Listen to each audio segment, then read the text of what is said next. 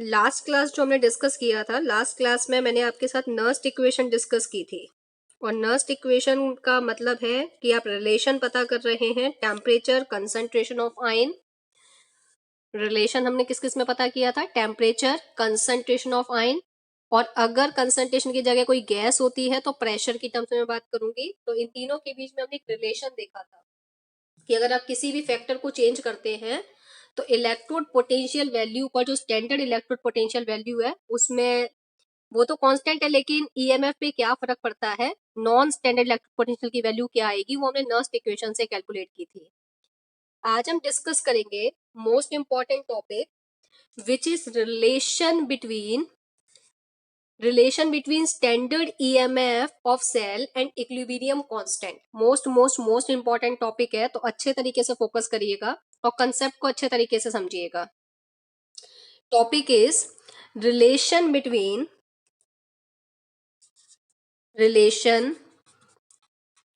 between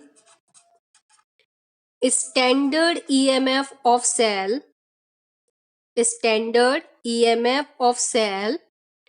and equilibrium constant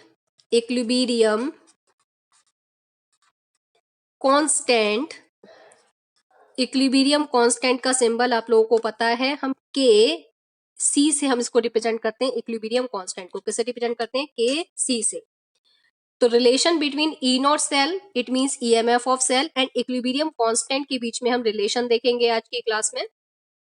और हम सबको नर्स्ट इक्वेशन आई थिंक अच्छे से पता है और सबके दिमाग में सेट हो गई होगी। नर्स्ट इक्वेशन क्या थी? नर्स्ट इक्वेशन आप लोग एक बार बताएंगे। नर्स्ट इक्वेशन हमारी थी ई सेल, जिसको हम बोल रहे थे electrode potential non electrode potential. E cell is equal to E not cell minus 2.303 RT divided by NF log base 10 concentration of product divided by concentration of reactant। सबके दिमाग में सेट हो गई होगी नर्स्ट इक्वेशन, याद भी हो गई होगी आप लोगों को नर्स्ट इक्वेशन।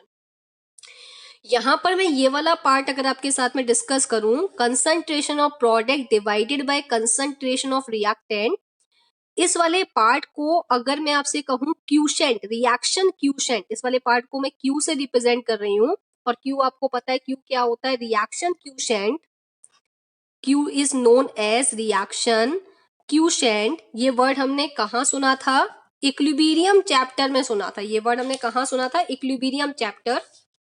आप लोगों को याद आ रहा होगा इक्विलिब्रियम चैप्टर में हमने एक तो इक्विलिब्रियम कांस्टेंट वर्ड डिस्कस किया होगा और एक रिएक्शन क्यूशेंट वर्ड डिस्कस किया होगा। रिएक्शन क्यूशेंट का मतलब क्या है? कंसंट्रेशन ऑफ आयंस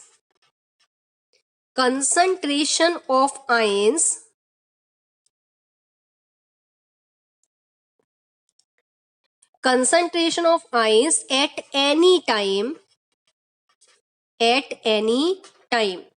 यहां पे मैं कंसंट्रेशन ऑफ आयंस की ही बात क्यों कर रही हूं? क्योंकि मुझे पता है प्योर सॉलिड और प्योर लिक्विड की जो कंसंट्रेशन होती है उसको हम यूनिटी मान लेते हैं। तो हम आयंस की बात कर रहे हैं और आयंस हमेशा एक्वा स्टेट में मिलते हैं। या फिर आप concentration of ions at any time ले सकते हैं, या फिर आप pressure of gas at any time ले सकते हैं। क्योंकि गैस, प्योर गैस को हमने यूनिटी नहीं माना, हमने प्योर लिक्विड और प्योर सॉलिड को ही हमने यूनिटी माना है। तो यहाँ पर आपके जो प्रोडक्ट और रिएक्टेंट होंगे या तो वो आयंस की फॉर्म में होंगे या फिर वो गैस की फॉर्म्स में होंगे। गैस के केस में हम कंसंट्रेशन टर्म यूज नहीं करते, पार्शियल प्रेशर टर्म यूज करते हैं। तो मैंने आपसे कहा एक रिएक्शन चल रही है, रिएक्शन का चलना स्टार्ट हुआ है, अभी रिएक्टेंट प्रोडक्ट में कन्वर्ट होना स्टार्ट हुआ है। मतलब आपकी रिएक्शन फॉरवर्ड डायरेक्शन में चल रही है और अभी रिएक्शन की इक्विलिब्रियम स्टेट नहीं आई। मतलब अभी रिएक्टेंट प्रोडक्ट में कन्वर्ट होता जा रहा है। तो concentration of ions at any time, मतलब किसी भी टाइम पे मैं बात करूं, लेकिन इक्विलिब्रियम पॉइंट नहीं आना चाहिए। जब तक इक्विलिब्रियम पॉइंट नहीं आ रहा, मैं उस कंसंट्रेशन की बात कर रही हूं। उस कंसंट्रेशन के लिए आप रिएक्शन क्यूशेंट क्यू यूज करेंगे। तो रिएक्टेंट आपका प्रोडक्ट में कन्वर्ट होता जा रहा है और जब तक होता जाएगा, जब तक इक्विलिब्रियम पॉइंट नहीं आएगा। तो उस दौरान आप किसी भी टाइम पर अगर आप कंसंट्रेशन को फाइंड आउट कर रहे हैं तो वो रिएक्शन क्यूशेंट है। इक्विलिब्रियम स्टेट अचीव करने के बाद रिएक्शन अगर रिवर्सिबल नेचर की होती है तो बैकवर्ड चलना स्टार्ट कर देती है, और बैकवर्ड के केस में जो प्रोडक्ट थे वो रिएक्टेंट बन जाते हैं, और जो रिएक्टेंट थे वो प्रोडक्ट बन जाते हैं। और ये रिवर्स रिएक्शन भी कब तक चलती है? जब तक इक्विलिब्रियम स्टेट नहीं आ जाती। अगर इक्विलिब्रियम स्टेट आ चुकी है तो इसी concentration of product upon concentration of reactant को हम इक्विलिब्रियम कांस्टेंट बोलते हैं, जिसको हम Kc से रिप्रेजेंट करते हैं। और अगर रिएक्शन आपकी इक्विलिब्रियम में नहीं आई है तो यही प्रोडक्ट अपॉन रिएक्टेंट कंसंट्रेशन को हम रिएक्शन क्वोशिएंट बोलते हैं। यहां तक मेरी बात सबको क्लियर हो गई होगी। अब हमने जो गैल्वेनिक सेल, इलेक्ट्रोकेमिकल सेल आपके साथ में डिस्कस की थी, मैंने आपसे कहा था जिंक और कॉपर की मोस्ट पॉपुलर सेल है गैल्वेनिक सेल, जो सभी बुक्स में गिवन है, तो उसी के हिसाब से हम एक एग्जांपल समझ लेते हैं। तो आप याद करिए, जब मैंने आपको गैल्वेनिक सेल की रिप्रेजेंटेशन बताई थी तो लेफ्ट साइड में आईयूपीएसी नॉर्म्स के अकॉर्डिंग आपसे ये कहा था कि लेफ्ट वाले साइड में ऑक्सीडेशन होता है, oxidation will take place in right left hand side. यहां मैंने जिंक की एक रॉड ली थी, और जिंक की रॉड को मैंने जिंक सल्फेट के सॉल्यूशन को डिप किया था, तो इसमें Zn2 पॉजिटिव आयन और SO4 2 नेगेटिव आयन प्रेजेंट थे, और ये जिंक की एक रॉड थी। अब आपने क्या किया, दूसरा जो हाफ सेल ड्रॉ करी, उसमें आपने कॉपर सल्फेट का सॉल्यूशन लिया। कॉपर सल्फेट का सॉल्यूशन डिसोसिएट होगा Cu2 positive and SO4 2 negative में, और ये आपने ले ली कॉपर की रॉड। ये जो रॉड है ये कॉपर की रॉड है। आपने इस वाले कंटेनर को एक सॉल्ट ब्रिज से कनेक्ट किया, और सॉल्ट ब्रिज को दोनों कंटेनर से आपने कनेक्ट कर दिया, दोनों हाफ सेल से आपने कनेक्ट कर दिया है, क्योंकि सॉल्ट ब्रिज आपके सर्किट को कंप्लीट कर रहा है, और दोनों तरफ के जो सॉल्यूशंस हैं उन्हें इलेक्ट्रिकली न्यूट्रल कर रहा है। मतलब अगर आपका ये जो कंटेनर है, इसका सॉल्यूशन आपने देखा था जब मैंने स्टार्टिंग में मैंने आपको बताया था, इसके सॉल्यूशन में पॉजिटिव आयन बढ़ती जाएंगी तो ये सॉल्यूशन पॉजिटिव हो जाएगा, इस सॉल्यूशन में नेगेटिव आयंस बढ़ती जाएंगी तो ये सॉल्यूशन नेगेटिव हो जाएगा। तो सॉल्ट ब्रिज क्या कर रहा था, एक तो सर्किट को कंप्लीट कर रहा था, दूसरा क्या कर रहा था, आपकी दोनों सेल्स को इलेक्ट्रिकली न्यूट्रल कर रहा था। इस मेटल वायर को मैंने एक वोल्ट मीटर से कनेक्ट किया था और एक गैल्वेनोमीटर से कनेक्ट किया था, और ये आपकी मैंने इस मेटल वायर को इस मेटल रॉड से कनेक्ट कर दिया। ये आपकी कंप्लीट रिप्रेजेंटेशन है गैल्वेनिक सेल की या किसी भी इलेक्ट्रोकेमिकल सेल की। और यहाँ पर इलेक्ट्रोकेमिकल सेल का मैं एक पर्टिकुलर नाम मैंने आपको बताया था डैनियल सेल, क्योंकि मैं जिंक और कॉपर की बात कर रही हूँ। यहाँ अगर आप फोकस करें तो होगा क्या, यस लव, लव प्लीज बोलो, love what is the problem, love am I audible बेटा?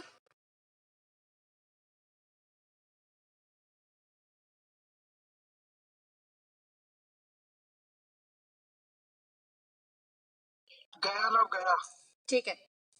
चलिए, तो यहाँ पे फोकस करिएगा, जिंक का एक एटम Zn2 पॉजिटिव आयन में कन्वर्ट हो रहा है। स्टार्टिंग में जितने Zn2 पॉजिटिव आयन थे उतने ही SO4 2 नेगेटिव आयन थे, लेकिन अब जिंक के एक एटम ने Zn2 पॉजिटिव आयन बनाया, तो जो आपका लेफ्ट हैंड साइड में Zn2 पॉजिटिव आयन की कंसंट्रेशन बढ़ती जाएगी। यहां से 2 इलेक्ट्रॉन जो लूज हुए हैं वो यहां पर पहुंचेंगे, और copper ion Cu2 positive ion उन 2 इलेक्ट्रॉन को रिसीव करेगा और कॉपर फॉर्म करेगा, और कॉपर इस इलेक्ट्रोड पर डिपॉजिट हो जाएगी। तो यहां आप देखेंगे कॉपर आयन से कॉपर बन रहा है, तो कॉपर आयन की कंसंट्रेशन आपने देखी कि राइट हैंड साइड वाले कंटेनर में कॉपर आयन की कंसंट्रेशन डिक्रीज हो रही है। इस कंटेनर में ऑक्सीडेशन, इसकी कंसंट्रेशन इंक्रीज हो रही है, इस कंटेनर में रिडक्शन, इसकी कंसंट्रेशन डिक्रीज हो रही है। इतनी बात, मेरी बात क्लियर हो रही होगी। एक ऐसा समय आएगा कि जिंक की रॉड का एक एक एटम Zn2 पॉजिटिव में कन्वर्ट होता जाएगा, और जिंक की रॉड आप देखेंगे कि जिंक की रॉड कम होती जाएगी, जिंक की रॉड कम होती जाएगी, ये वाला पार्ट सारा जिंक आयन में कन्वर्ट होता जाएगा, और कॉपर की रॉड आप देखेंगे कि थिक होती जाएगी, कॉपर आयन कॉपर की फॉर्म में डिपॉजिट होता जाएगा कॉपर की रॉड पर।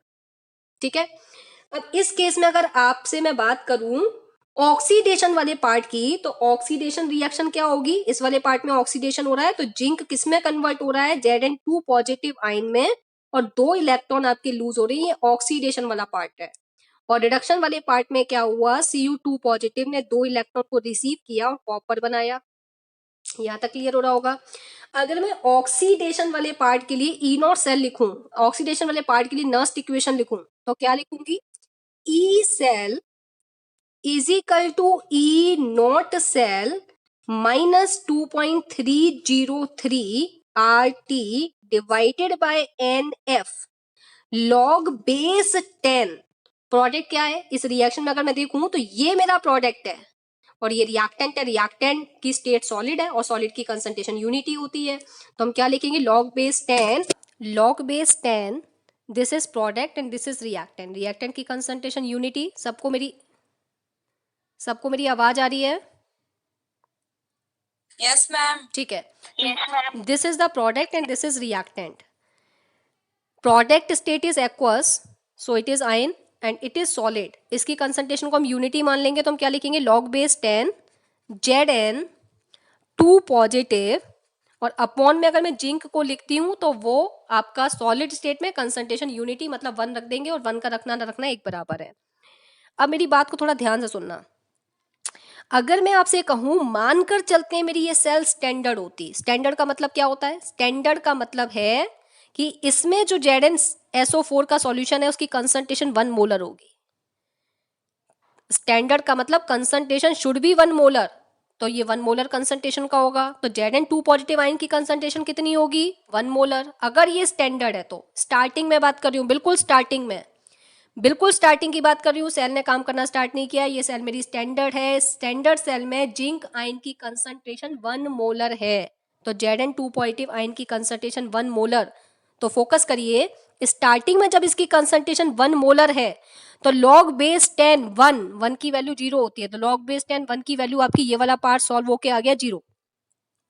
अब क्या हुआ? धीरे धीरे Zn2 पॉजिटिव आयन की कंसंट्रेशन बढ़ने लगी, एक एक एटम आयन में कन्वर्ट होने लगा, तो Zn2 पॉजिटिव आयन की कंसंट्रेशन अब 1 मोलर नहीं है, अब ये कंसंट्रेशन इंक्रीज हो रही है। हो सकता है अब Zn2 पॉजिटिव आयन की कंसंट्रेशन 2 मोलर हो चुकी है, तो हमें पता है log बेस 10 2 की वैल्यू क्या होती है? 0.3010।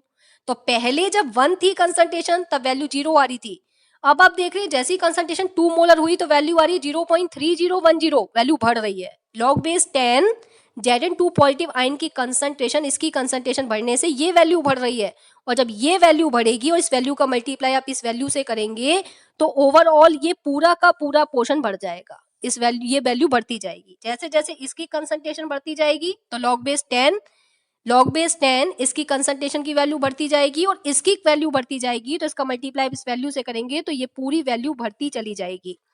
आप देखेंगे ई नॉट सेल में से जब आप इस वैल्यू को, मैं पूरी वैल्यू को x मान लूं, इस पूरी वैल्यू को मैंने x मान लिया, धीरे धीरे x की वैल्यू बढ़ती जाएगी बढ़ती जाएगी बढ़ती जाएगी। ई नॉट सेल की वैल्यू तो फिक्स्ड होती है, यू नो वेरी वेल कि ई नॉट सेल की वैल्यू फिक्स्ड है। आपको पता है कि स्टैंडर्ड कंडीशन में जिंक के रिडक्शन पोटेंशियल या जिंक का ऑक्सीडेशन पोटेंशियल 0.76 वोल्ट होता है। जिंक का ऑक्सीडेशन पोटेंशियल क्या होता है? 0.76 वोल्ट होता है स्टार्टिंग में। यहां पर आप देखेंगे कि जब मैं यहां पर ई नॉट सेल की वैल्यू 0.76 वोल्ट है, तो ये x की वैल्यू धीरे धीरे बढ़ते बढ़ते बढ़ते बढ़ते बढ़ते जब इसके इक्वल हो जाएगी 0.76 के, तो इस ई नॉट सेल और x की वैल्यू आपस में कट जाएगी, और आप देखेंगे कि इस केस में आपका ई नॉट सेल, ये जो ई सेल निकल कर आएगा ये आपका 0 हो जाएगा। फिर से रिपीट कर रही हूं, अगर Zn2 पॉजिटिव आयन की कंसंट्रेशन बढ़ेगी तो log बेस 10 इसकी वैल्यू बढ़ेगी और इसकी वैल्यू बढ़ेगी, इससे मल्टीप्लाई करोगे तो ये पूरी वैल्यू बढ़ेगी। इस पूरी वैल्यू को मैंने x मान लिया है। ई नॉट सेल की वैल्यू फिक्स होती है, x की वैल्यू धीरे धीरे बढ़ते बढ़ते बढ़ते बढ़ते ई नॉट सेल के इक्वल हो जाएगी, और जब ई नॉट सेल की वैल्यू इक्वल हो जाएगी तो ये वैल्यू प्लस में, ये वैल्यू माइनस में कैंसिल हो जाएगा, और आप देखेंगे ई सेल की वैल्यू निकल कर आ जाएगी 0। और जब आपकी ई सेल की वैल्यू 0 निकल कर आ जाए तो आप समझ जाइए कि आपकी सेल इक्विलिब्रियम में आ चुकी है। और इलेक्ट्रोड पोटेंशियल की वैल्यू हम कब मेजर करते हैं? जब आपकी सेल इक्विलिब्रियम में आ जाती है। तो ये वाली बात आपको क्लियर हो गई होगी। अब इसी को अगर मैं इस वाली सेल के लिए लिखूं तो इस वाली सेल के लिए मैं क्या लिखूंगी? नस्ट इक्वेशन तो मेरी यही है, E cell equals to E not cell minus 2.303 R T divided by N F log base 10। अब प्रोडक्ट क्या रखेंगे? इसमें कॉपर जो है ये प्रोडक्ट है, जो सॉलिड स्टेट में, मतलब कंसंट्रेशन यूनिटी, और रिएक्टेंट आपका Cu2 पॉजिटिव है। रिएक्टेंट की कंसंट्रेशन आपको शो करनी पड़ेगी क्योंकि ये एक आयन है, तो हम क्या लिखेंगे, log base 10 concentration of product divided bye concentration of reactant. Concentration of product को मैंने क्या मान लिया 1 और अपॉन में लिख दिया Cu2 positive, concentration of Cu2 positive. Focus करिएगा, मैंने आपसे कहा कि धीरे धीरे यहां पर क्या होगा, Cu2 पॉजिटिव आयन की कंसंट्रेशन कम होती जाएगी, कम होती जाएगी, कम होती जाएगी। जब Cu2 पॉजिटिव आयन की कंसंट्रेशन कम होती जाएगी तो ये जो लॉग वाला पार्ट है ये बढ़ता जाएगा, ये बढ़ेगा तो ये वैल्यू भी बढ़ेगी, ये बढ़ेगा तो ये वैल्यू बढ़ेगी, और ये वैल्यू बढ़ेगी तो E नॉट सेल की वैल्यू आपको पता है कि कांस्टेंट है, फिक्स्ड है, और इस पूरे पार्ट को मैंने यहां पर भी क्या मान लिया, x की वैल्यू धीरे धीरे धीरे बढ़ती जाएगी, और एक ऐसा समय आएगा कि E नॉट सेल और x की वैल्यू क्या हो जाएंगी, इक्वल हो जाएगी, ये प्लस में और ये माइनस में कैंसिल हो जाएगा, और यहाँ पर भी आप देखेंगे कि आपकी E सेल की वैल्यू क्या निकल कर आ जाएगी, 0, मतलब ये वाली सेल भी इक्विलिब्रियम में आ चुकी है। तो जब आपकी दोनों सेल इक्विलिब्रियम में आ जाएगी तो सेल काम करना बंद कर देगा। Zn की जो रॉड है जिंक एटम, वो Zn2 पॉजिटिव आयन में कन्वर्ट होना बंद कर देगा और Cu2 पॉजिटिव Cu में कन्वर्ट होना बंद कर देगा, इलेक्ट्रॉन्स का फ्लो रुक जाएगा, करंट का फ्लो रुक जाएगा और आपकी सेल इक्विलिब्रियम में आ जाएगी। जब आपकी सेल इक्विलिब्रियम में आ जाएगी तो नर्स्ट इक्वेशन में एक चेंज आएगा। वो चेंज क्या आएगा, जब आपकी ओवरऑल सेल इक्विलिब्रियम में आएगी तो आप ये देखेंगे कि जो ई सेल है, ई सेल ये 0 हो जाएगा। इक्विलिब्रियम के समय पर ई सेल की वैल्यू 0 हो जाती है, पर ई नॉट सेल की वैल्यू 0 नहीं होती। ई नॉट सेल तो कांस्टेंट है, वो तो फिक्स्ड है, इसकी वैल्यू कभी चेंज नहीं होगी। ये तो 1 मोलर कंसंट्रेशन के लिए लिया गया है, तो कांस्टेंट है। पर अगर कंसंट्रेशन 1 मोलर से ज्यादा होती है या 1 मोलर से कम होती है तो उसके लिए हम ई सेल निकालते हैं। ई नॉट सेल तो हमारा फिक्स्ड है 1 मोलर के लिए। आप देखो जब 1 मोलर था तो उस समय पर ई सेल की वैल्यू 0 नहीं मिलेगी, उस समय आपकी ई नॉट सेल की वैल्यू फिक्स्ड है। जैसे जैसे आप इसकी कंसंट्रेशन को चेंज करते जाएंगे अफेक्ट इस पर पड़ेगा, ये तो कांस्टेंट है। तो जिस केस में ई सेल की वैल्यू 0 हो जाए, जो ये इंडिकेट कर रहा है कि अब आपकी दोनों सेल इक्विलिब्रियम में आ चुकी हैं। अगर मैं ऑक्सीडेशन हाफ सेल और रिडक्शन हाफ सेल को कंबाइन कर दूं, ऑक्सीडेशन हाफ सेल और रिडक्शन हाफ सेल को कंबाइन कर दूं तो मेरे पास क्या आ जाएगा, एक ओवरऑल सेल रिएक्शन आ जाएगी। और ओवरऑल सेल रिएक्शन हम लिखेंगे Zn से क्या बन रहा था, Zn +2 इलेक्ट्रॉन, और दूसरी सेल रिएक्शन थी हमारे पास Cu+2 electron gives you Cu। मैंने दोनों रिएक्शन को ओवरऑल कंबाइन किया तो reaction is Zn + Cu+2 gives you Zn +2 + Cu। This is overall cell reaction. अगर इसके लिए मुझे नर्स्ट इक्वेशन लिखनी है तो मैं क्या लिखूंगी, ये मेरा सॉलिड स्टेट, ये मेरी solid state, copper ion aqueous state, zinc ion aqueous state, this is product and this is reactant. इन दोनों की कंसंट्रेशन तो यूनिटी है, तो हम लिखेंगे नर्स्ट इक्वेशन की फॉर्म में E cell is equal to E not cell -2.303 RT divided by NF log base 10 concentration of Zn2 positive divided by concentration of Cu+2। धीरे धीरे क्या होगा, जब सेल काम करना स्टार्ट करेगी तो Zn2 पॉजिटिव आयन की कंसंट्रेशन बढ़ती जाएगी, बढ़ती जाएगी, बढ़ती जाएगी, और Cu2 पॉजिटिव आयन की कंसंट्रेशन कम होती जाएगी, कम होती जाएगी, कम होती जाएगी। एक ऐसा समय आएगा जब Zn2 पॉजिटिव आयन का बनना बंद हो जाएगा और Cu2 पॉजिटिव का आयन, Cu2 पॉजिटिव Cu में कन्वर्ट होना बंद कर देगा। उस समय पर इक्विलिब्रियम आ जाएगा, और जब इक्विलिब्रियम आ जाएगा तो आप देखेंगे कि ई सेल 0 हो जाएगा। जब इक्विलिब्रियम आ जाएगा तो ई सेल 0 हो जाएगा। उस समय पर आप इस पार्ट को उठाकर क्या बोल सकते हैं, ये वाला पार्ट आपका इक्विलिब्रियम में आ जाएगा, तो ई सेल की वैल्यू 0 हो जाएगी। और इक्विलिब्रियम के केस में अब हम रिएक्शन क्यूशेंट ना लिखकर इक्विलिब्रियम कांस्टेंट लिखेंगे Kc। जिस समय ई सेल की वैल्यू 0 हो जाए उस समय हम इसे रिएक्शन क्यूशेंट नहीं बोलेंगे, उस समय से इक्विलिब्रियम कांस्टेंट बोलेंगे। जिस समय ई सेल की वैल्यू 0 हो जाए, जिस समय सेल काम करना बंद कर दे, जिस समय इलेक्ट्रॉन्स का फ्लो होना बंद हो जाए, जिस समय करंट का फ्लो होना बंद हो जाए उस समय पर प्रोडक्ट की कंसंट्रेशन डिवाइडेड बाय रिएक्टेंट की कंसंट्रेशन को हम इक्विलिब्रियम कांस्टेंट कहेंगे, इसे रिएक्शन क्वोशिएंट नहीं कहेंगे। क्या यहां तक मेरी बात क्लियर हो गई? क्या यहां तक मेरी बात क्लियर है? Yes ma'am. तो अगर मैं यहाँ जीरो वैल्यू पुट करूं, ई सेल की वैल्यू अगर मैं जीरो लिखूं तो E zero is equal to E not cell minus 2.303 divided by N F log base 10 और प्रोडक्ट डिवाइडेड बाय रिएक्टेंट की कंसंट्रेशन को मैंने क्या लिख दिया? इक्विलिब्रियम कांस्टेंट मैंने केसी से रिप्रेजेंट कर दिया। इसको मैंने उठाकर क्यू लिखने की जगह इसको मैंने लिखा केसी, इक्विलिब्रियम कांस्टेंट। अब अगर मैं यहां से इस वाले पार्ट को माइनस वाले पार्ट को इधर ले जाऊं तो ये वाला पार्ट प्लस में हो जाएगा, तो हम क्या लिख सकते हैं? ई, यस पुष्कर, मैं आपने आरटी नहीं लिखा। अच्छा सॉरी, 2.303 ठीक है ठीक है ठीक है 2.303 RT log base 10 KC.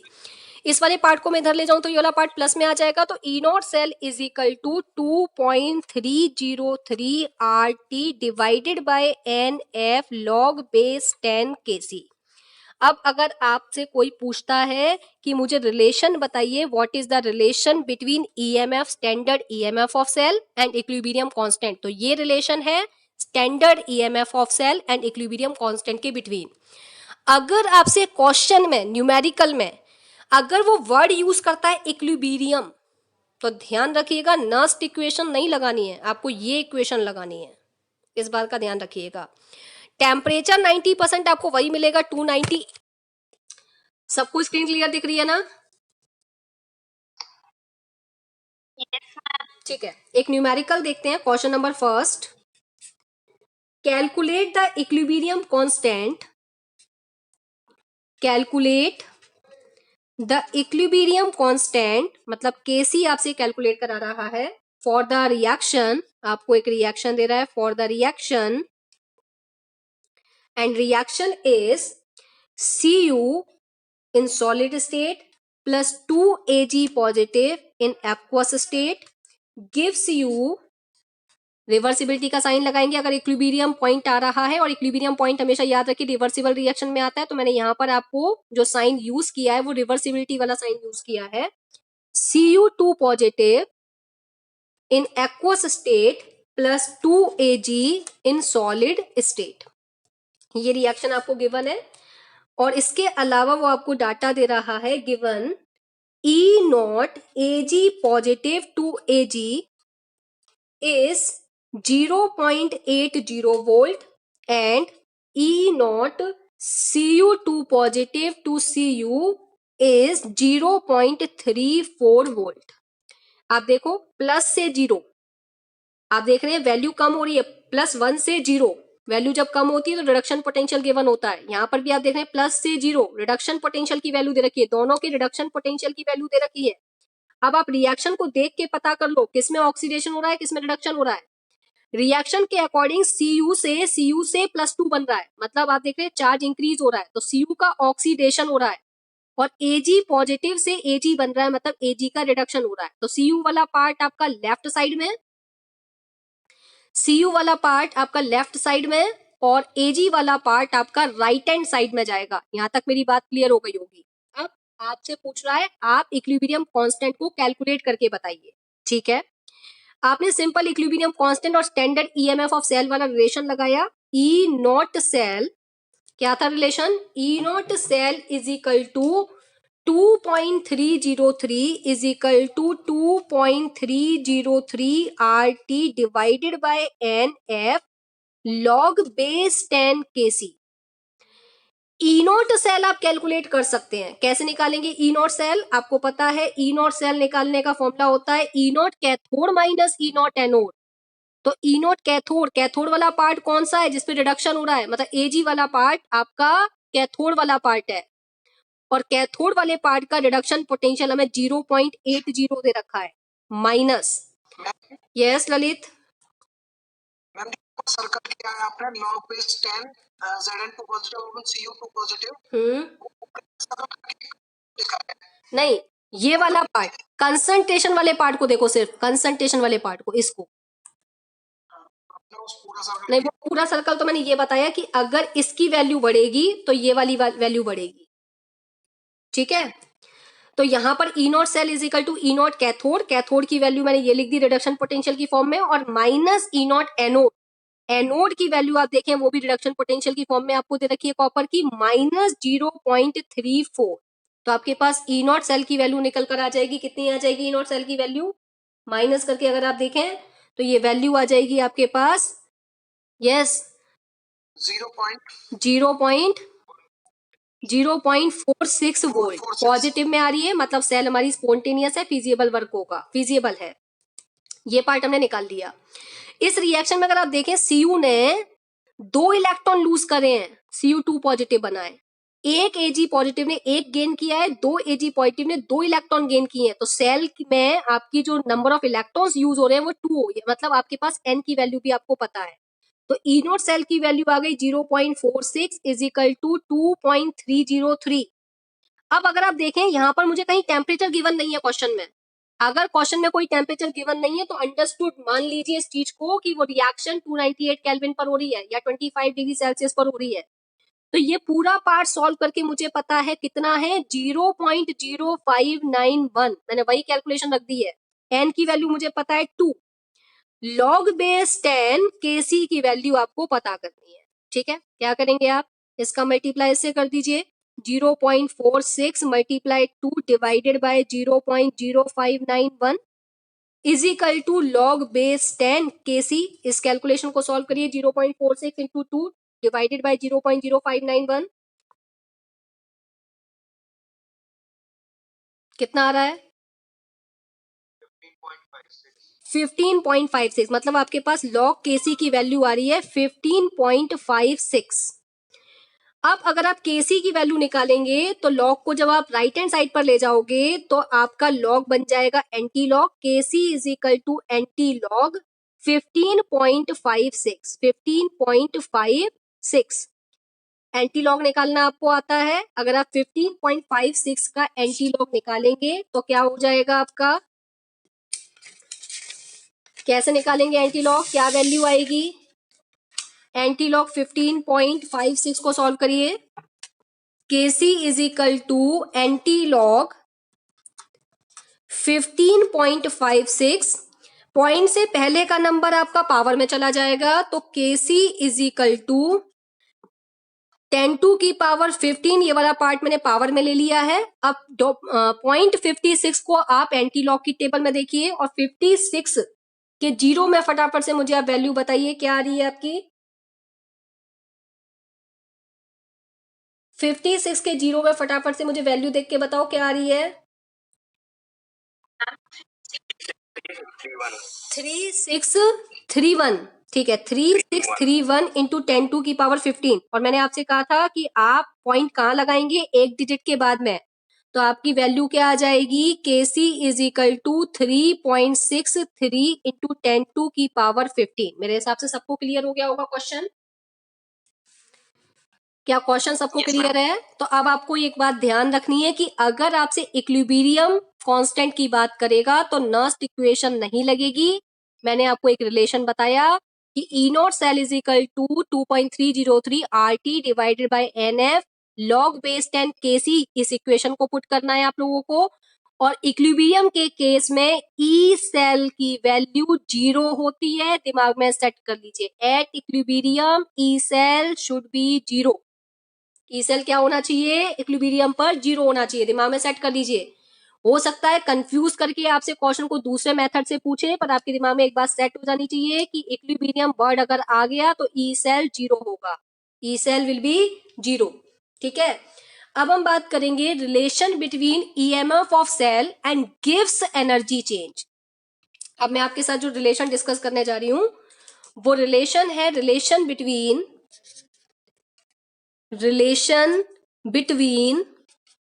EMF of cell and gives free energy। सबको सिंबल तो पता होगा गिव्स फ्री एनर्जी का, gives free energy relation between EMF of cell and gives free energy change के बीच में हम एक रिलेशन देखेंगे कि क्या रिलेशन है। और आई थिंक सबको पता है गिव्स फ्री एनर्जी का symbol, gives free energy change का सिंबल डेल्टा जी होता है।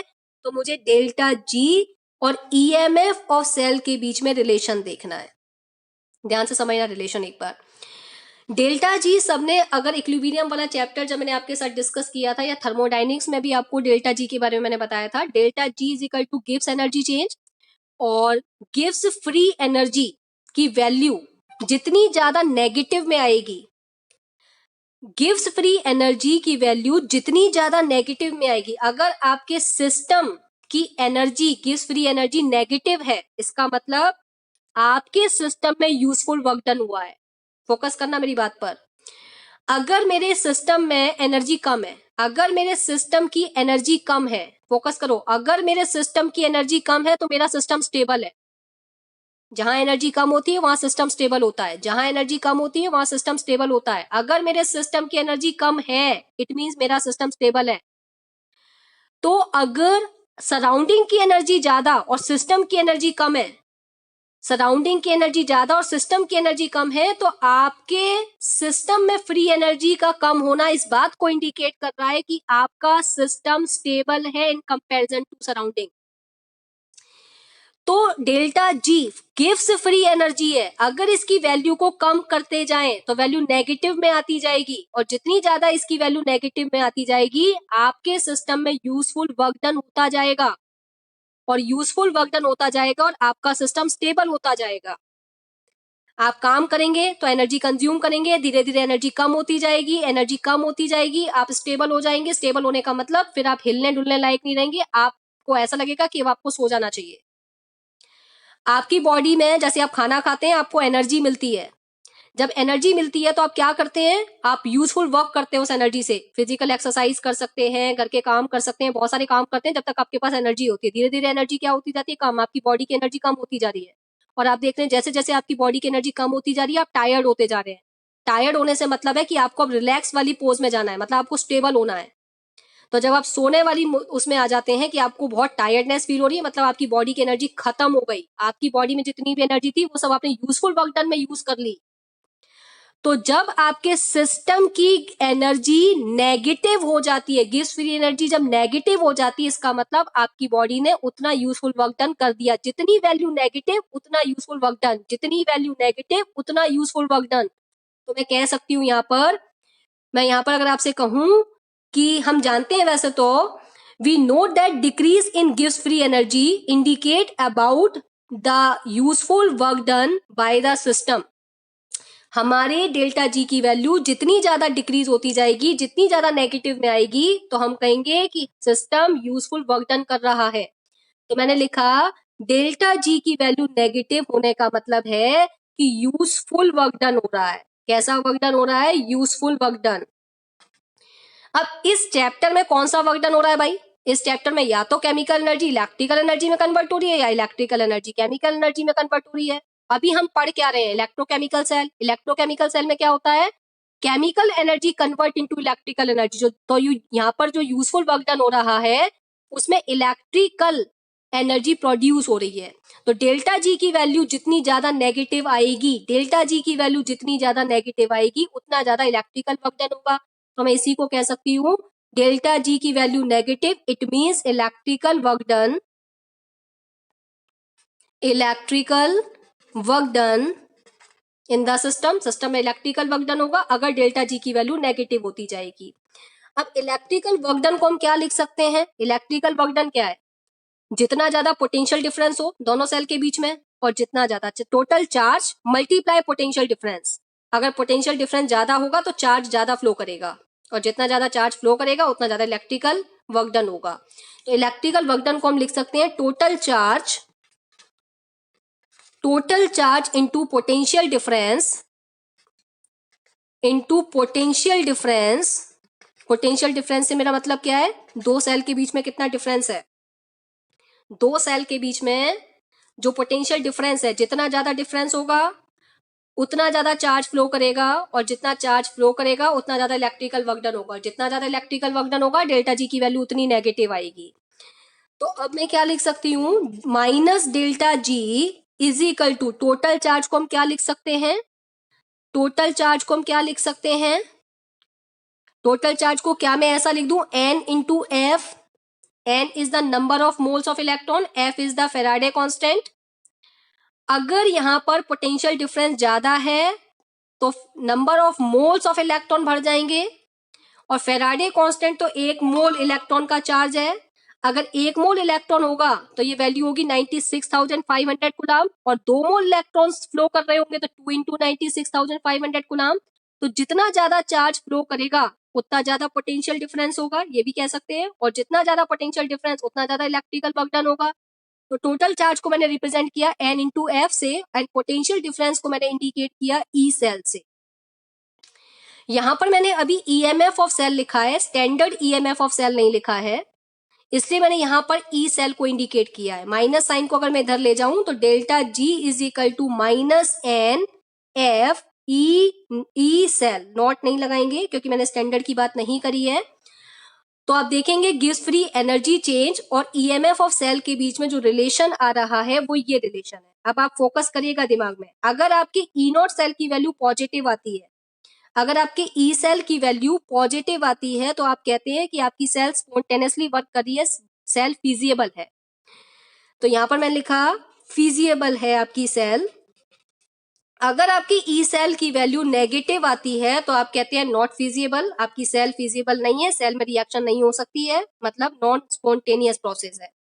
सेम अगर मैं आपसे कहूं डेल्टा जी की वैल्यू अगर नेगेटिव आ रही है तो यूजफुल वर्क डन हो रहा है सिस्टम में, और यूजफुल वर्क डन हो रहा है इसका मतलब आपकी सेल स्पॉन्टेनियस है। अगर आपकी सेल स्पॉन्टेनियस होगी तो डेल्टा जी की वैल्यू नेगेटिव आएगी और रिएक्शन फिजिएबल होगी।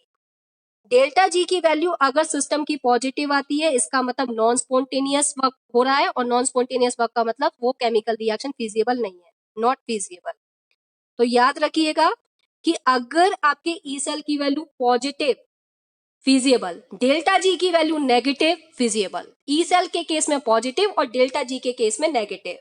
तो ये रिलेशन था गिव्स free energy and E cell के बीच में, ईएमएफ ऑफ सेल के बीच में। अगर मैं इसको स्टैंडर्ड फॉर्म में रिप्रेजेंट करूं तो मैं क्या लिखूंगी स्टैंडर्ड फॉर्म में, delta G not is equal to minus N F E not cell.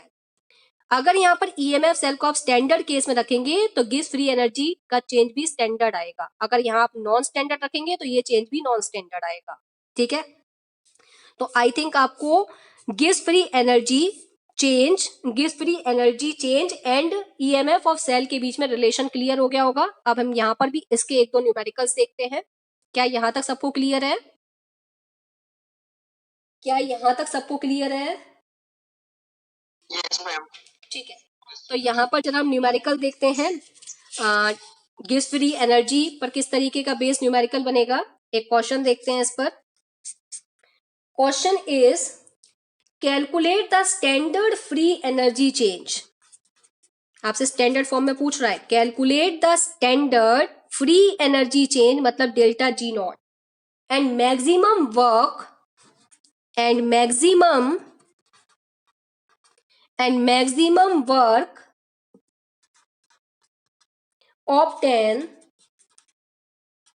obtainable for the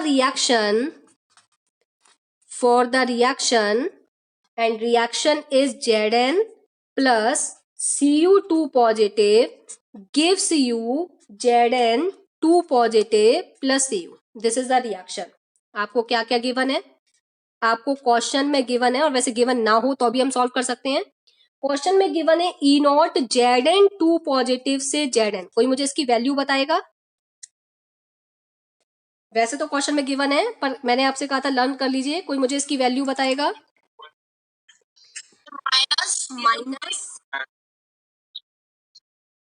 minus 0.76 volt, बिल्कुल करेक्ट। अच्छा, अब मुझे ई नॉट Cu2 पॉजिटिव से Cu की वैल्यू भी मैंने आपको लर्न करने के लिए दी थी, फटाफट से मुझे बताइए।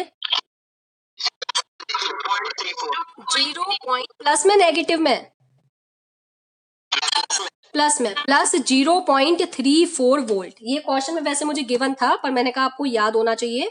ये दोनों वैल्यूज मुझे गिवन है और मुझसे पूछ रहा है कि आप मुझे बताइए स्टैंडर्ड गिव्स फ्री एनर्जी चेंज बताइए। ठीक है, हमें रिलेशन पता है।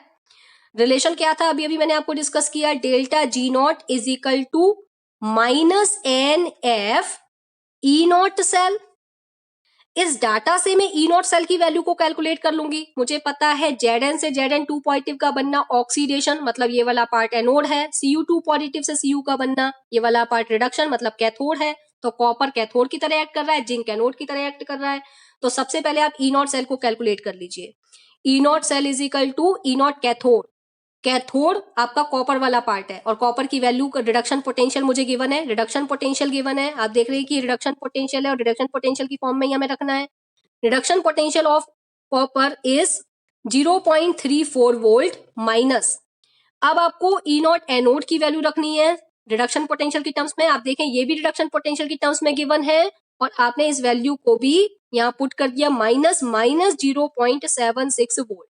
आप इसे कैलकुलेट करेंगे तो आपकी ई नॉट सेल की वैल्यू कैलकुलेट होकर आ जाएगी 1.10 वोल्ट। यहां तक सबको क्लियर है? आपने ये वाला पार्ट कैलकुलेट कर लिया, ई नॉट सेल वाला पार्ट आपने कैलकुलेट कर दिया। अब आपको पता है इस रिएक्शन में जिंक ने 2 इलेक्ट्रॉन लूज करे हैं, Zn2 पॉजिटिव बना है, Cu2 पॉजिटिव ने 2 इलेक्ट्रॉन गेन करे हैं, कॉपर बना है। तो आपको n की वैल्यू भी पता है कि n की वैल्यू 2 है, नंबर ऑफ इलेक्ट्रॉन यूज हो रहे हैं रिएक्शन में 2, तो n की वैल्यू आपको पता है। F कांस्टेंट है, Faraday constant, you know very well the value of Faraday constant is 96,500 coulomb per mole. तो जरा आप देखें delta G not is equal to -2 into 96,500 coulomb per mole, मैं यहाँ पर यूनिट लिख दे रही हूं, इंटू आप देख रहे हैं ई नॉट सेल की वैल्यू आपकी आ रही है 1.10 वोल्ट। आप इसको कैलकुलेट करेंगे, डेल्टा जी नॉट की वैल्यू आपके पास, कैलकुलेट करके बताओ जरा कितनी आ रही है, कैलकुलेट करके बताइए कितनी आ रही है।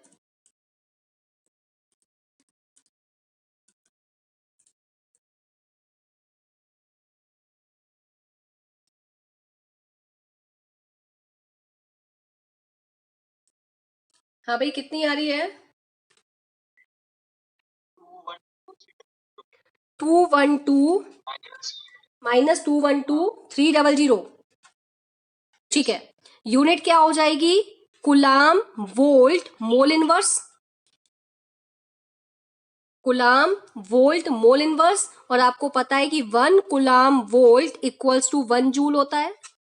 तो हम इसको क्या लिख सकते हैं, इसकी यूनिट को जूल पर मोल या जूल मोल इनवर्स। तो delta G not is equal to -212,300 joule per mole, और जूल पर मोल एनर्जी की यूनिट है। माइनस में वैल्यू आ रही है, मतलब आपकी रिएक्शन फिजिएबल है, स्पॉन्टेनियस वर्क हो रहा है, और इलेक्ट्रिकल एनर्जी मतलब कितना मैक्सिमम वर्क हो रहा है, जितनी इसकी वैल्यू आएगी उतना मैक्सिमम वर्क हो रहा है। तो इतनी एनर्जी आप देख रहे हैं कि गिव्स फ्री एनर्जी माइनस में इतनी आ रही है, इसका मतलब इतना यूजफुल वर्क डन हुआ होगा। तो यूजफुल वर्क डन कितना हो रहा है? -212,300 जूल पर मोल, और इसको हम किलो जूल में भी कन्वर्ट कर सकते हैं। तो किलो जूल में आ जाएगा -212.300 किलो जूल पर मोल। यहां तक सबको मेरी बात क्लियर हो गई? तो हम कह सकते हैं thus the maximum work that can be obtained from the Daniell cell, Daniell cell word मैंने इसलिए यूज किया क्योंकि जिंक और कॉपर की बात कर रहा है। the maximum work that can be obtained from the Daniell cell is equal to -2.12.300 kilo joule per mole. Minus में वैल्यू आ रही डेल्टा जी नॉट की और यूजफुल वर्क डन हुआ है 212.300 किलो जूल पर मोल। क्या यहाँ तक मेरी बात क्लियर है? सबको क्लियर है यहाँ तक मेरी बात?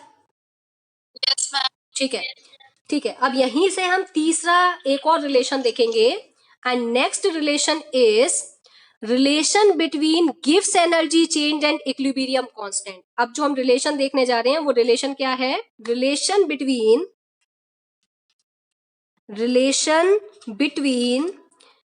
गिव्स एनर्जी चेंज, मतलब डेल्टा जी की बात कर रहा है, एंड इक्विलिब्रियम कांस्टेंट मतलब केसी की बात कर रहा है। केसी यहाँ पर क्या है? Equilibrium constant. अब मुझे जो रिलेशन ड्राइव करना है वो रिलेशन ड्राइव करना है गिव्स फ्री एनर्जी चेंज और इक्विलिब्रियम कांस्टेंट के बिटवीन। अच्छा, अभी अभी हमें पता है कि हमने एक इक्वेशन ड्राइव की है ऊपर, relation between delta G and E cell के बीच में, जो हमने रिलेशन अभी ड्राइव की है, स्टैंडर्ड केस में लिखूं तो ये रिलेशन आपने ड्राइव किया है, delta G not is equal to minus N F E not cell. ठीक है, सबने यही रिलेशन अभी ड्राइव किया है, इसको इक्वेशन नंबर फर्स्ट मान लीजिए, इसको क्या मान लीजिए, this is equation number first.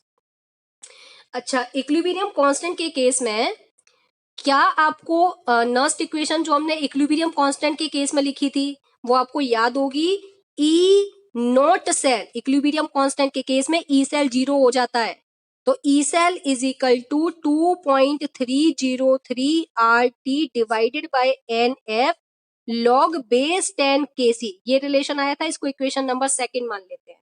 ठीक है, अब आप क्या करिए, इक्वेशन नंबर सेकंड में जो ई नॉट सेल की वैल्यू आ रही है इस इक्वेशन नंबर फर्स्ट में पुट कर दीजिए, ई नॉट सेल की वैल्यू इक्वेशन नंबर फर्स्ट में पुट कर दीजिए, तो क्या आ जाएगा, E delta G not is equal to minus N F, E not cell की वैल्यू आपने पुट करी 2.303 R T divided by N F log base 10 K सी। यहां से आप देखेंगे कि एनएफ से आपका एनएफ कैंसिल हो जाएगा, तो आप देखेंगे कि क्या रिलेशन निकल कर आएगा आपके पास में, delta G not is equal to minus 2.303 R T log base 10 K सी। तो आपके पास रिलेशन आ गया,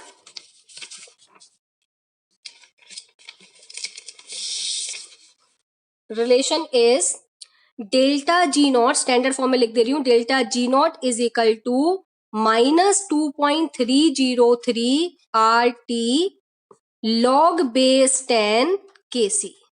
क्या रिलेशन सबको क्लियर हो गया, gives free energy change, standard गिव्स free energy change and equilibrium constant के बीच में ये रिलेशन है। ठीक है, अभी मैंने जो क्वेश्चन सॉल्व किया था, अगर इसी क्वेश्चन में मेरे से एक और पार्ट पूछ लेता, सेकंड पार्ट, और सेकंड पार्ट उसने क्या पूछा, कैलकुलेट इक्विलिब्रियम कांस्टेंट केसी और कैलकुलेट करके बताओ। तो इस प्रीवियस क्वेश्चन में मैंने डेल्टा जी नॉट तो कैलकुलेट कर लिया था और डेल्टा जी नॉट की वैल्यू मेरे पास क्या आ रही थी, -212.300 किलो जूल पर मोल। मुझसे इक्विलिब्रियम कांस्टेंट की वैल्यू पूछ रहा है, किसकी वैल्यू पूछ रहा है, इक्विलिब्रियम कांस्टेंट की, तो हम कैलकुलेट कर सकते हैं इक्विलिब्रियम कांस्टेंट की value, delta G not is equal to -2.303 R T log base 10 K C. Delta G naught की वैल्यू मैंने रख दी -212.300 किलो जूल पर मोल में ये value, is equal to -2.303 R की वैल्यू आप पुट करेंगे 8.314, ऑलवेज आपको यही वैल्यू पुट करनी है एनर्जी के केस में, एंड टेम्परेचर इज, अब क्वेश्चन में आपको उसको टेम्परेचर देना चाहिए, लेकिन अगर उसने टेम्परेचर नहीं दिया है तो आप ये कंसीडर कर लीजिए कि वो रिएक्शन रूम टेम्परेचर पर हुई है, 25 डिग्री सेल्सियस पर हुई, अगर नहीं दे रखा है तो, वैसे तो वो देगा, अगर नहीं दे रखा है तो आप ये कंसीडर कर सकते हैं। तो मैंने यहां पर टेम्परेचर ले लिया 298 केल्विन और आगे लिखा लॉग बेस 10 केसी की वैल्यू आपको कैलकुलेट करनी है। तो यहां से आप क्या करेंगे, केसी की वैल्यू कैलकुलेट कर लेंगे, ये वाला पार्ट में डिवाइड में ले जा रही हूं, तो -212.300 divided by -2.303 into 8.314 into 298, minus से माइनस तो ऐसे ही कट गया, इज इक्वल टू आपका आ गया लॉग बेस 10 केसी। इस वैल्यू को फटाफट से एक बार कैलकुलेट करके बताओ,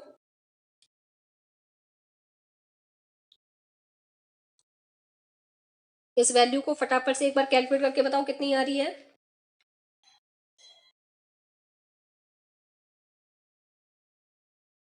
कितनी आ रही है लॉग बेस 10 केसी की वैल्यू,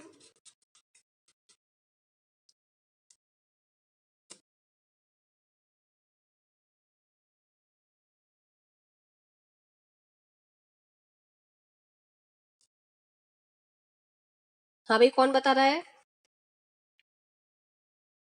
0.037 0.037, 0.0, यस रिपीट अगेन, 7 0.03720। ठीक है, कोई बात नहीं, इसको मैं ऐसे लिख देती हूँ, log base 10 Kc is equal to 37.20 into 10 की पावर -2 -3 इंटू 10 की पावर -3। ठीक है, अगर मैं यहां पर इस वाली वैल्यू को, ये मैंने किलो जूल पर मोल में लिया है, अगर मैं इसको जूल पर मोल में लेती तो मैं कितने से डिवाइड कर देती, 1000 से डिवाइड कर देती। और अगर मैं इसे 1000 से डिवाइड कर दूं तो ये वाली वैल्यू मेरी 37.20 आ जाएगी, जिसे मैं आसानी से एंटी लॉग में कन्वर्ट कर लूंगी। तो मैं इसको किस में लेकर चल रही हूँ, इसको मैंने 1000 से डिवाइड कर दिया, तो ये वाला पार्ट मेरे पास जूल पर मोल में आ जाएगा। तो यहाँ पर जो 10 की पावर -3 है, इसको मैं हटा सकती हूँ, तो यहाँ पर मेरे पास सीधा सीधा आ जाएगा log base 10 Kc is equal to 37.20। ठीक है, यहां तक क्लियर है। Kc इज इक्वल टू मैं लिख सकती हूँ एंटी लॉग 37.20, एंटी लॉग 37.20। अब आप 37.20 की वैल्यू कैलकुलेट कर लेंगे, और सबको कैलकुलेट करना आता है, ये वाली चीज आपकी पावर में चली जाएगी, और 0.20 की वैल्यू आप एंटी लॉग टेबल में देख लेंगे। तो Kc इज इक्वल टू आप लोग वैल्यू फाइंड आउट कर लीजिएगा, मैं लिख दे रही हूँ इंटू 10 की पावर 37। और अगर मुझे फटाफट से कोई देख के बता दे 0.20 की वैल्यू एंटी लॉग टेबल में, फटाफट से कोई देखकर बता दे, तो आपके पास में यहाँ पर इक्विलिब्रियम कांस्टेंट की वैल्यू आ जाएगी 1585 को मैं 1.6 कंसीडर कर लेती हूँ, 1585। अब मुझे क्या करना है, पॉइंट एक डिजिट के बाद लगाना है, तो मैंने लिखा 1.585, मैं पूरा लिख दे रही हूँ 1.585, जिसको आप लिख सकते हैं राउंड में 1.6 इंटू 10 की power 37। This is the value of equilibrium constant. कितने बच्चों को क्वेश्चन क्लियर है, कितने बच्चों को क्वेश्चन क्लियर है, एक बार हैंड रेस कर दीजिए। अब तक का कंसेप्ट सबको क्लियर है, अब तक का कंसेप्ट अगर सबको क्लियर है तो एक बार हैंड रेस कर दीजिए फटाफट से।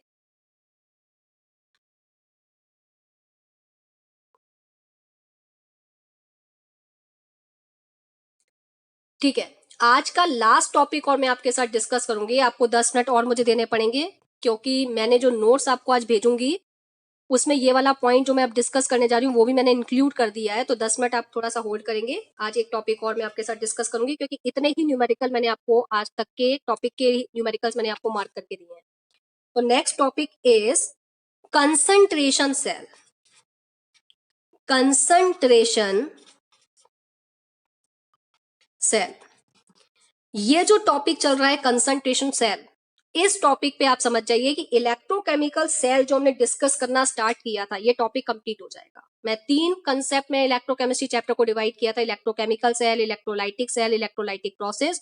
तो जो इलेक्ट्रोकेमिकल सेल वाला पार्ट चल रहा था वो इस टॉपिक के बाद कंप्लीट हो जाएगा। तो आज हम पूरा इस टॉपिक को कंप्लीट करेंगे। कंसंट्रेशन सेल क्या मतलब है, कंसंट्रेशन सेल का, जैसे मैंने आपसे कहा कि मैंने एक गैल्वेनिक सेल को डिजाइन किया।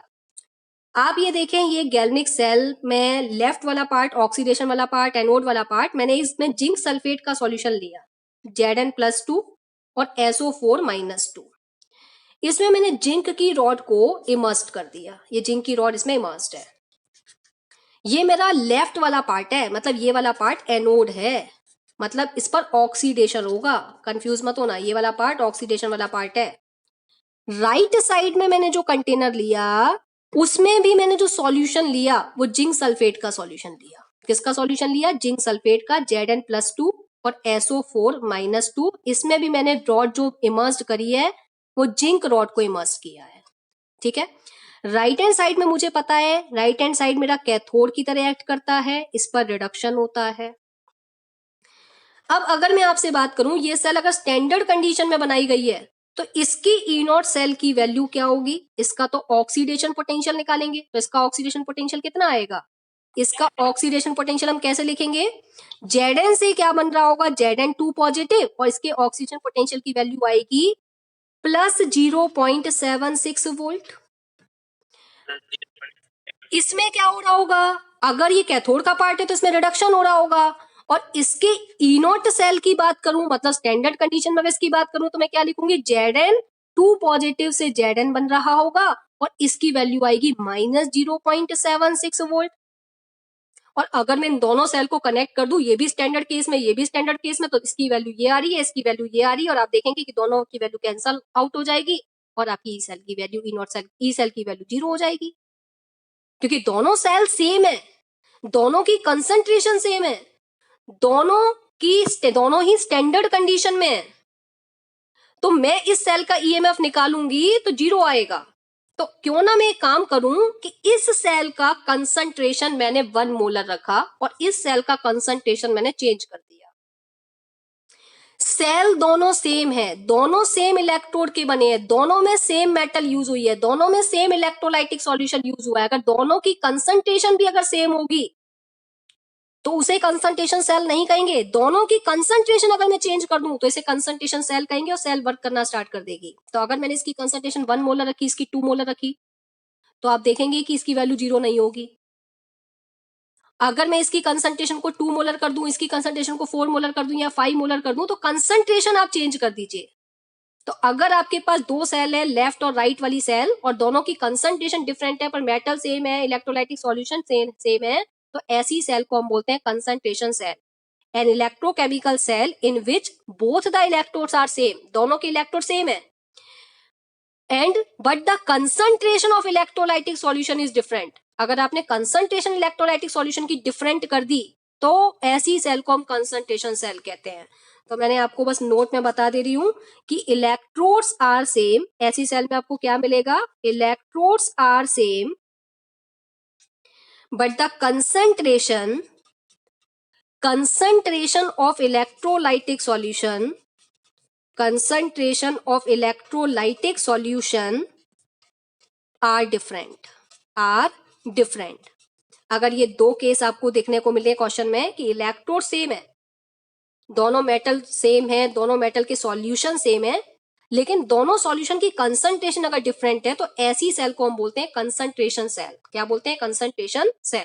अब फोकस करो, इसमें जो रिएक्शन हो रही है वो क्या हो रही होगी, Zn से बन रहा होगा Zn2 पॉजिटिव और 2 इलेक्ट्रॉन रिलीज हो रहे होंगे। इस कंसंट्रेशन को मैं मान लेती हूं C1 कंसंट्रेशन। क्या मान ली मैंने इसकी कंसंट्रेशन को, C1। इस कंटेनर में जो रिएक्शन हो रही होगी वो क्या हो रही होगी, Zn2 पॉजिटिव 2 इलेक्ट्रॉन को रिसीव कर रहा होगा और Zn की फॉर्मेशन हो रही होगी। इस Zn2 पॉजिटिव आयन की कंसंट्रेशन को मैंने मान लिया C2। ठीक है, अगर मैं इसकी ओवरऑल रिएक्शन लिखूं तो मैं क्या लिखूंगी, ओवरऑल रिएक्शन इज Zn। इन दोनों को अगर मैं क्या कर दूं, इन दोनों को अगर मैं एक साथ रखकर इलेक्ट्रॉन से इलेक्ट्रॉन काट दूं, ओवरऑल रिएक्शन लिखूं तो मैं क्या लिखूंगी, सेल रिएक्शन में इलेक्ट्रॉन इन्वॉल्व नहीं होते, इसके 2 इलेक्ट्रॉन इसके 2 इलेक्ट्रॉन से काट दूंगी तो Zn प्लस ये वाला पार्ट इधर आ जाएगा, Zn plus Zn2 positive, concentration इसकी C2 है, गिव्स यू, ये वाला पार्ट आ जाएगा Zn2 पॉजिटिव, इसकी कंसंट्रेशन C1 है प्लस Zn। ये आपके पास ओवरऑल सेल रिएक्शन निकल कर आ गई। ये आपके पास क्या निकल कर आ गई, ओवरऑल सेल रिएक्शन। ठीक है, नर्स्ट इक्वेशन में अप्लाई करो जरा, इस ओवरऑल सेल रिएक्शन को नर्स्ट इक्वेशन में अप्लाई करिए। तो नर्स्ट इक्वेशन में जब आप अप्लाई करेंगे, क्या थी आपकी नर्स्ट इक्वेशन, आई थिंक सबको याद हो जानी चाहिए। नर्स्ट इक्वेशन हमारी क्या थी, E cell equals to E not cell minus 2.303 RT divided by NF log base 10 concentration of product divided by concentration of reactant। अब प्रोडक्ट की कंसंट्रेशन कौन सी वाली, ये प्रोडक्ट है, इसकी कंसंट्रेशन ऊपर, रिएक्टेंट की कंसंट्रेशन नीचे, तो C1 ऊपर लिखेंगे, C2 नीचे लिखेंगे। कंसंट्रेशन C1 वाली कंसंट्रेशन ऊपर और C2 वाली कंसंट्रेशन नीचे। ठीक है, अगर मैं आपसे यहां पर ये कहूं कि ये जो मैंने वैल्यू लिखी, ये C1 किसकी कंसंट्रेशन है, C1 किसकी कंसंट्रेशन है, एनोडिक सॉल्यूशन की। C1 is the concentration of anodic solution, C1 is the concentration of anodic solution, जो एनोड पर जो सॉल्यूशन है उसकी कंसंट्रेशन है। और C2 is the concentration of cathodic solution, cathodic solution. यहां तक क्लियर है। C2 आपकी क्या है, concentration of cathodic solution, C1 is the concentration of anodic solution. ठीक है, अब अगर मैं आपसे थोड़ा सा चेंज करूं इस इक्वेशन में, तो ये आपकी आ रही थी नस्ट इक्वेशन, इस इक्वेशन में मैं थोड़ा सा चेंज कर रही हूँ। मान के चलते हैं ये रिएक्शन प्रोसीड हो रही है, मानकर चलते हैं ये रिएक्शन प्रोसीड हो रही है 298 केल्विन पर, तो हम क्या लिखेंगे equation, E cell is equal to E naught cell minus 0.0591 divided by n log base 10 C1 divided by C2।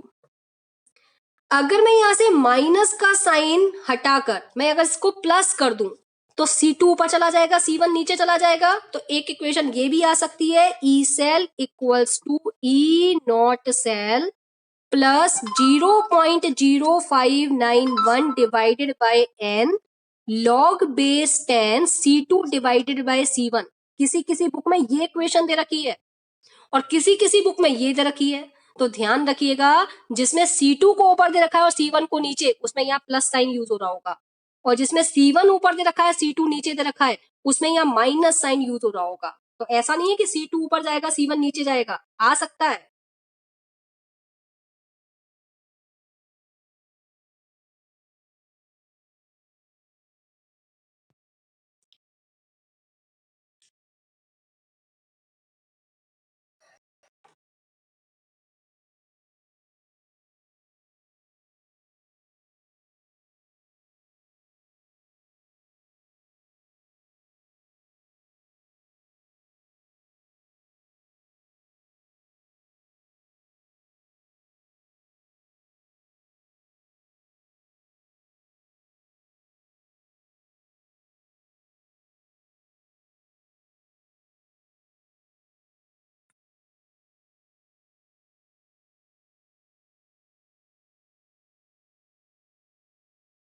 Screen clear दिख रही है ना सबको?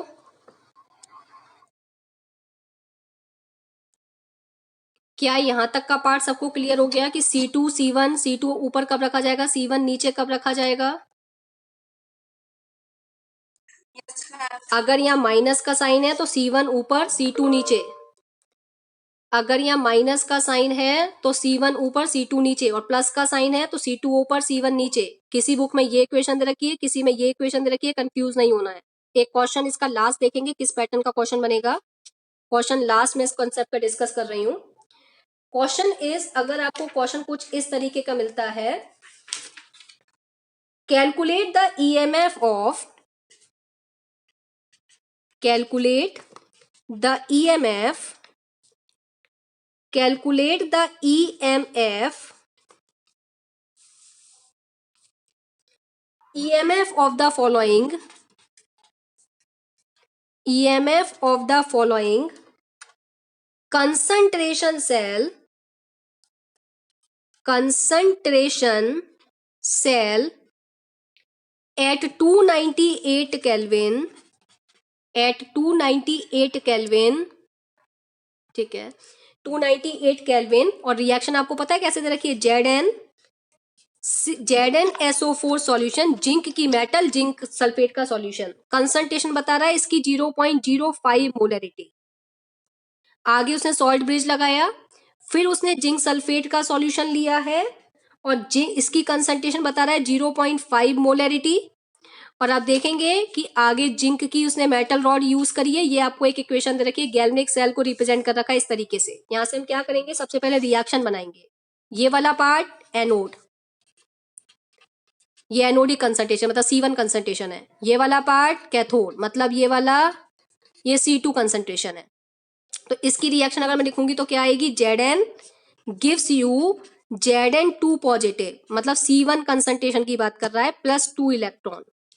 इसकी रिएक्शन को लिखूंगी तो क्या लिखूंगी, Zn2 पॉजिटिव, ये C2 कंसंट्रेशन है, gives +2 electron, gives you Zn। अब आप देखेंगे यहां पर 2 इलेक्ट्रॉन से 2 इलेक्ट्रॉन कैंसल, ओवरऑल रिएक्शन आपके पास क्या आ गई, Zn प्लस Zn2 पॉजिटिव, ये C2 कंसंट्रेशन की बात हो रही है, गिव्स यू Zn2 पॉजिटिव, ये C1 कंसंट्रेशन है प्लस Zn। ये आपके पास ओवरऑल रिएक्शन आ गई। आपको क्या कैलकुलेट करना है, EMF ऑफ सेल कैलकुलेट करना है, ठीक है। तो अब इस वाले फॉर्मूला लगाइए, E cell is equal to, E not cell. अब फोकस करो मेरी बात को थोड़ा सा ध्यान से, फोकस करो थोड़ा सा मेरी बात को ध्यान से। अगर आपकी सेल कंसंट्रेशन वाली है तो आप ये देखिए स्टैंडर्ड केस में ये दोनों जो सेल यूज हुई हैं, ये दोनों जो सेल मैंने यूज करी है, इसकी वैल्यू क्या है 0.76, इसकी वैल्यू क्या है -0.76।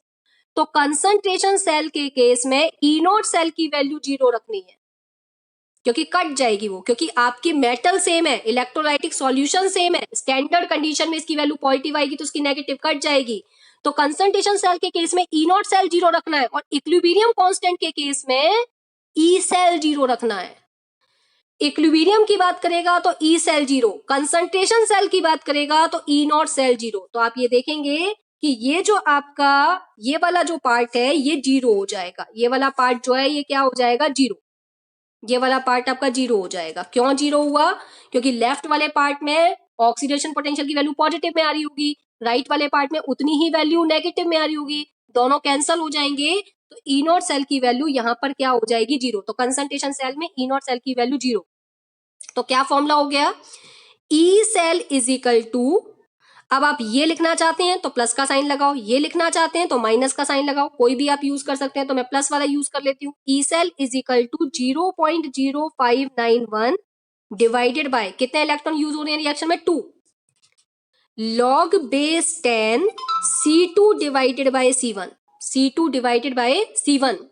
मुझे कंसंट्रेशन गिवन है क्वेश्चन में, C2 कंसंट्रेशन कितनी है? आप अगर देखें C2, ये वाला पार्ट एनोड है, ये वाला पार्ट एनोड है और एनोड की कंसंट्रेशन C1 है और C1 कंसंट्रेशन आप अगर देखें तो ये C1 कंसंट्रेशन है और ये C2 कंसंट्रेशन है। दिस इज C1 कंसंट्रेशन और दिस इज C2 कंसंट्रेशन। तो आप क्या लिखेंगे, log base 10 C2 concentration is 0.5 and C1 concentration is 0.05 molarity. इस वाले पार्ट को अगर आप सॉल्व करें तो ये सीधे सीधे कितने टाइम्स गया 10 टाइम्स। तो ये आपका अगर हो गया log base 10 और मुझे पता है log base 10 की वैल्यू 1 होती है, तो आप देखेंगे 0.0591 डिवाइडेड बाय 2, क्योंकि इसकी वैल्यू तो 1 आ रही है, तो आपके ई सेल की वैल्यू क्या निकल कर आ जाएगी, E cell is equal to 0.02955, ये आपके पास निकल कर आ जाएगी ई सेल की वैल्यू। तो कंसंट्रेशन सेल में ध्यान रखना, फोकस करना, दोनों तरफ के इलेक्ट्रोड आपको सेम मेटल के मिलेंगे, सेम इलेक्ट्रोलाइटिक सॉल्यूशन होगा। तो इस रिएक्शन को देखकर, इस इक्वेशन को देखकर ही पहचान जाओ कि कंसंट्रेशन सेल की बात कर रहा है। किसकी बात कर रहा है? कंसंट्रेशन सेल की। क्या क्वेश्चन सबको क्लियर हो गया? क्या क्वेश्चन सबको क्लियर हो गया? अब दिमाग में दो बातें सेट कर लीजिए कि अगर इक्विलिब्रियम कांस्टेंट की बात कर रहा है तो ई सेल 0 और कंसंट्रेशन सेल की बात कर रहा है तो ई नॉट सेल को 0 रखना है। ठीक है, बाकी कहीं कोई कंफ्यूजन नहीं होना। मैंने आपको क्या क्या डिस्कस कर दिया था, relation between standard EMF cell and equilibrium constant, एक ये रिलेशन डिस्कस किया था। सेकंड रिलेशन डिस्कस किया था रिलेशन बिटवीन स्टैंडर्ड गिव्स free energy change and EMF, standard EMF of cell. तीसरा रिलेशन आपके साथ डिस्कस किया था रिलेशन बिटवीन स्टैंडर्ड गिव्स free energy change and equilibrium constant. और फोर्थ टॉपिक मैंने आपके साथ आज डिस्कस किया कंसंट्रेशन सेल। यहां तक सबको मेरी बात अच्छे से क्लियर हो गई होगी। अभी मैं आप लोगों को जो होमवर्क बता रही हूँ वो होमवर्क आप एक बार देख लीजिए, बाकी मैं फोटो खींचकर अभी भेज रही हूँ। आज का जो आपका होमवर्क है एनसीईआरटी इंटेक्स के आपको 3 क्वेश्चन करने हैं 4, 5, 6। एनसीईआरटी एक्सरसाइज के 4, 5, 6 शॉर्ट आंसर टाइप में 1, 2, 3, 18। एसएक्यू फर्स्ट 2, 5 का ओनली फर्स्ट 15। एसएक्यू सेकंड में 18, 19, 21, 22, 23, 24, 26, 27। एलवाईक्यू 29 का सेकंड 33 और एग्जांपल्स का 2, 3, 4।